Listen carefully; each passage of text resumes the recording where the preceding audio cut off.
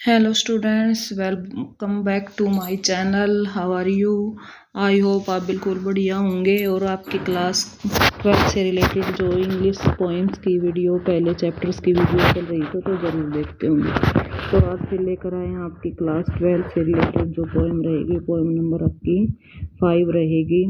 इस 5th poem में जो नेम रहेगा ए रोड साइड स्टैंड और इसके जो राइटर रहेंगे वो क्या रहेंगे, रॉबर्ट फ्रॉस्ट रहेंगे। तो पोइम के माध्यम से आपको जो पोइट है वो क्या कहना चाहते हैं कि इन्होंने क्या क्या चीज़ें देखी हैं, कैसे कैसे स्टैंड किया है। तो चलिए जो आपकी जो पोइम है उसकी स्टार्टिंग करते हैं। आप सभी को पता है हमारा जो मेन मोटो होता है वो होता है कम समय में ज़्यादा कार्य करवाना, ताकि जो बच्चे एग्ज़ाम्स की तैयारी कर रहे हैं उनको ज़्यादा से ज़्यादा पढ़ने का टाइम मिल सके, उनके सारे कंसेप्ट क्लियर हो जाएं।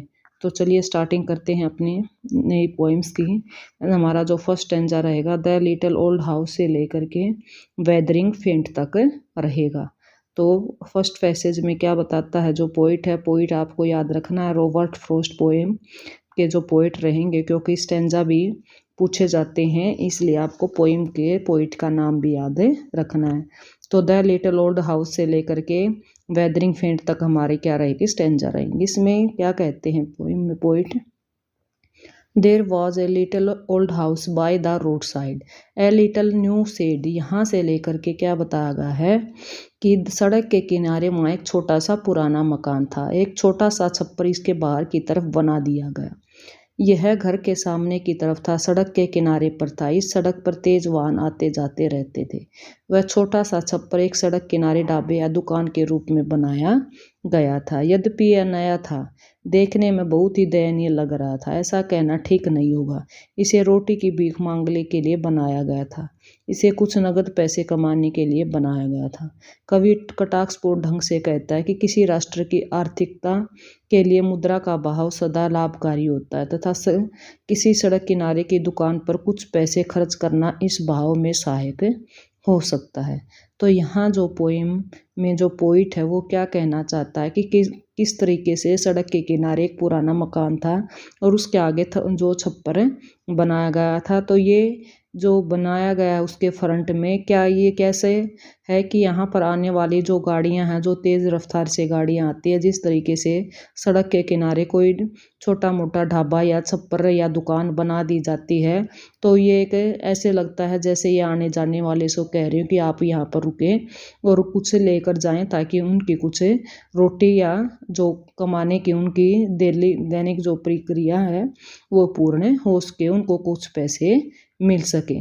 तो इस तरीके से कवि क्या कहते हैं कि हम कोई भी देश की राष्ट्र आर्थिक मुद्रा का भाव कितना लाभकारी है अगर ये जो लोग हैं वो छोटी छोटे लोगों की मदद करते हैं जो सड़क पर आते जाते रहते हैं। तो नेक्स्ट स्टैंजा बताया गया है पोइम में पोइट क्या कहना चाहता है, द पुलिस ट्रैफिक पास से लेकर के नेक्स्ट स्टैंजा हमारा रहेगा एंड गो अलोंग। तो यहाँ पर क्या कहना चाह रहा है पोइम में पोइट, सुंदर लग रहे वाहन उस सड़क किनारे वाले स्टैंड के पास तेजी से निकल जाते हैं, इसकी तरफ बिना कोई ध्यान दिए। यदि कभी कोई उसके अंदर बैठा हुआ व्यक्ति सिर घुमा कर देख लेता तो उसे उन चिन्हों को देख कर क्रोध आ जाता है कि जो स्टैंड पर बेढंगे तरीके से पेंट से बनाए होते हैं। वे समझते हैं कि भूदृश्य की सुंदरता को इन चिन्हों के द्वारा बिगाड़ दिया गया। इन चिन्हों का उद्देश्य उन लोगों को ध्यान को आकर्षित करना जो वहां से गुजर रहे होते हैं। वे उन चीज़ों की ओर संकेत करते हैं वहां से प्राप्त की जा सकती है। इस विशेष स्टैंड के पास बेचने के लिए कुछ जंगली रसभरी या सुनहरी लौकियां हैं, अर्थात वहाँ किसी पहाड़ी दृश्य की सुंदर तस्वीरें पड़ी होती हैं। वे लोग जिन्होंने स्टैंड की तरफ देखने के लिए सिर घुमाया था उनके पास अपनी जेब में पैसे होते हैं, किंतु वो इस तरह की जगह पर कोई खरीदारी करना हल्की बात मानते हैं, इसलिए वे पैसे को अपने पास ही रखे रहने का निर्णय लेते हैं और आगे निकल जाते हैं। तो पोइम में पोइट क्या कहना चाहता है कि भाई वाहन तो आते जाते गुजरते रहते हैं स्टैंड के आसपास से, लेकिन कोई भी वहाँ रुकना नहीं चाहता है। अगर कोई देख भी लेता है उसको अपना सिर घुमाकर तो उसको बहुत बेढंगा प्रतीत होता है और ये सोचता है कि जो इतनी सुंदर चीज़ें नेचर ने दी हैं उनको किस तरीके से इन्होंने बिगाड़ दिया है। उस स्टैंड के ऊपर क्या है, कुछ जंगली रस भरिया सुनहरी लौकियां रखी हुई हैं, लेकिन कोई भी उनको लेने के लिए तैयार नहीं है, क्योंकि वो सोचते हैं कि यहाँ से खरीदारी करना उनके लिए सही नहीं है। वो अपने आप को खरीदारी करना हल्की बात मानते हैं, इसलिए वो अपने पैसे को अपनी जेब में रख कर ही आगे निकल जाते हैं। नेक्स्ट स्टैंजा में जो पोइम में पोइट क्या कहता है, the heart to the scenery से लेकर जो नेक्स्ट स्टैंजा हमारा to be keeping from us तक रहेगा। यहाँ पर क्या कहना चाह रहे हैं इस पोइम में, जो इस स्टैंजा में पोइट कवि क्या कहते हैं, शिकायत नहीं है कि बेढंगे पेंट से भूदृश्य को खराब कर दिया गया, उसकी शिकायत तोड़े गए विश्वास को दुखी किया, जो गरीब किसानों में खुलकर व्यक्त नहीं किया। अपने दिल में वे कहते हैं, उन्होंने नगर से दूर सड़क किनारे एक स्टैंड खड़ा किया, वहाँ वे कुछ पैसे कमा पाने की आशा रखते हैं। वे आशा करते हैं कि उन पैसों से जो वो इस प्रकार कमा पाएंगे उनके जीवन को बेहतर बनाने में मदद मिलेगी। वे आशा करते हैं कि इससे उन्हें उस तरह के जीवन प्राप्त हो जाएगा जो चलचित्रों में देखने को है।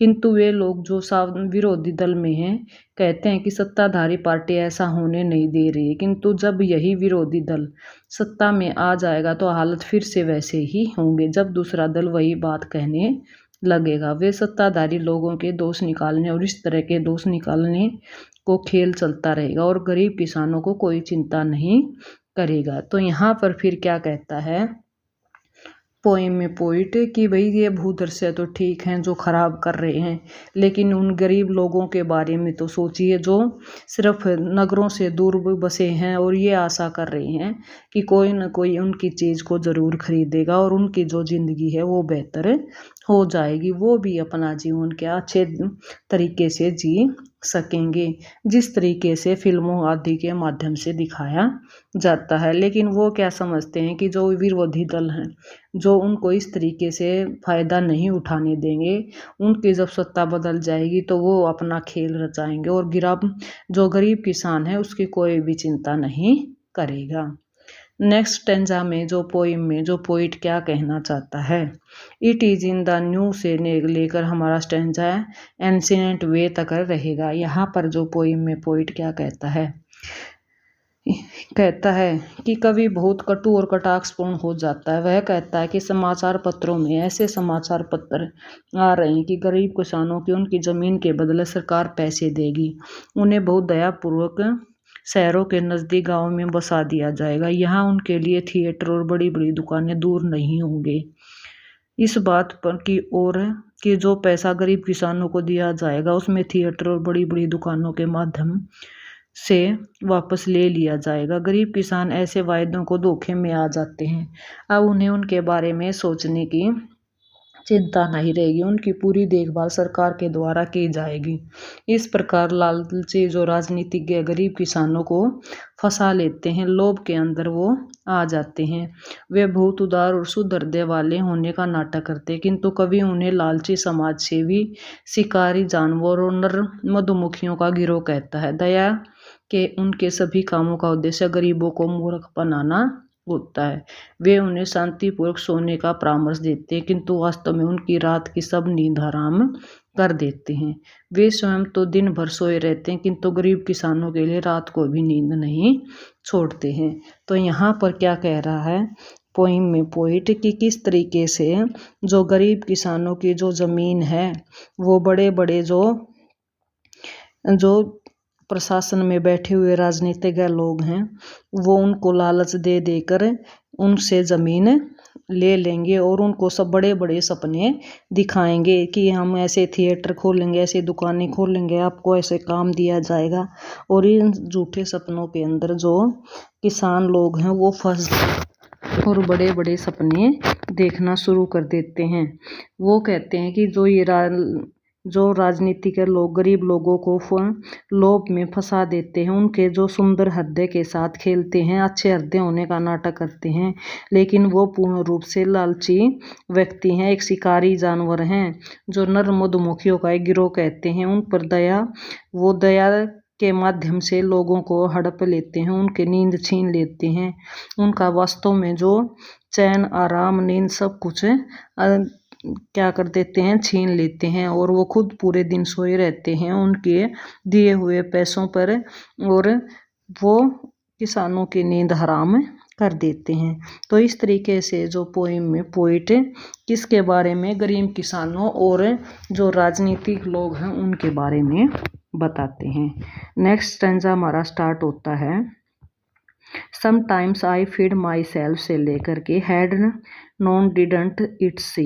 तो यहाँ पर जो इस स्टैंजा के माध्यम से जो पोइट है वो क्या कहना चाह रहा है, इसमें कहना चाहता है किसान, गरीब किसान जिन्होंने सड़क किनारे स्टैंड बना रखे, सारा दिन किसी ग्राहक की प्रतीक्षा करते रहते हैं, किंतु यह बचकाना प्रतीक्षा बेकार साबित होती है क्योंकि स्टैंड पर मुश्किल से ही कोई आदमी रुकता। वे अपने उदास चेहरे के लिए खुली खिड़की के पास बैठे रहते हैं और सारा दिन प्रतीक्षा करते रहते हैं। कवि कहता है कि इस तरह प्रतीक्षा करने को पीड़ा को वह मुश्किल से ही सहन कर सकता। गरीब किसान दिन भर प्रतीक्षा करते रहते हैं। वह प्रार्थना करते हैं कि ब्रेकों के लगने की चीख सुनाई दे, वहाँ कारों के रुकने की आवाज आए।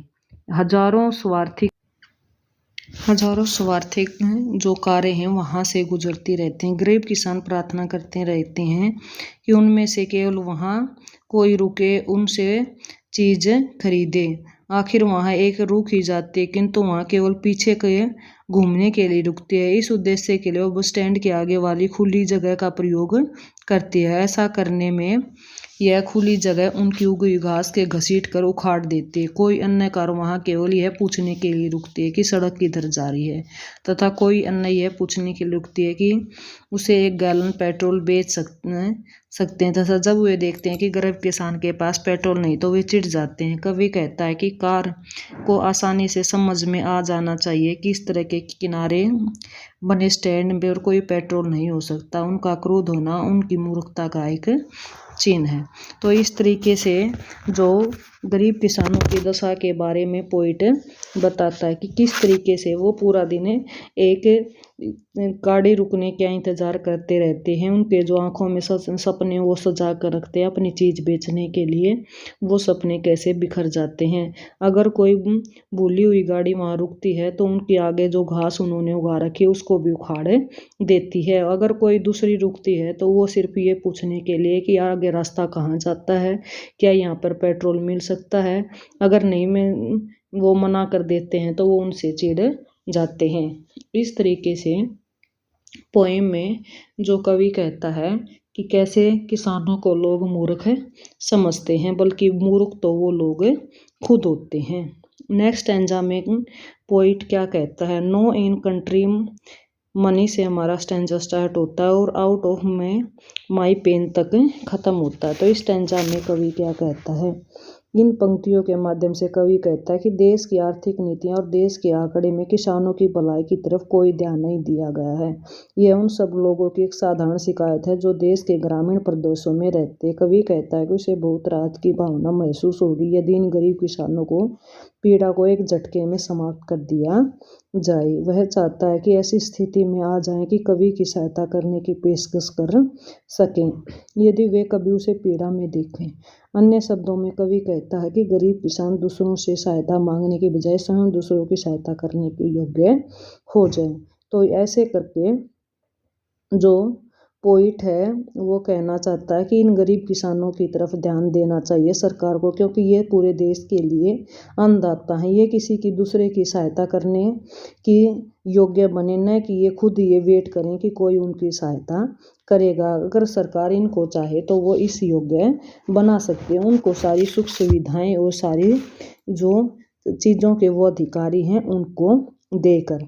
इस तरीके से जो पोएम में जो पोइट है किसानों की दशा के बारे में बता रहा है कि हमारे देश के जो किसान हैं वो कितने गरीब होते जा रहे हैं और सरकार का उनकी तरफ कोई ध्यान नहीं, सिर्फ सरकार का ध्यान अपनी तिजोरी भरने के में है। और ऐसे करके वो किसानों को नई नई योजनाएं चलाकर मूर्ख बनाती जा रही है और किसान उसमें उनके चुगल में फंसता जा रहा है, जिससे उसकी नींद और चैन सब कुछ हराम हो गया। सरकार को उनकी बिल्कुल भी चिंता नहीं है, इसलिए सरकार को उनकी तरफ ध्यान देना चाहिए।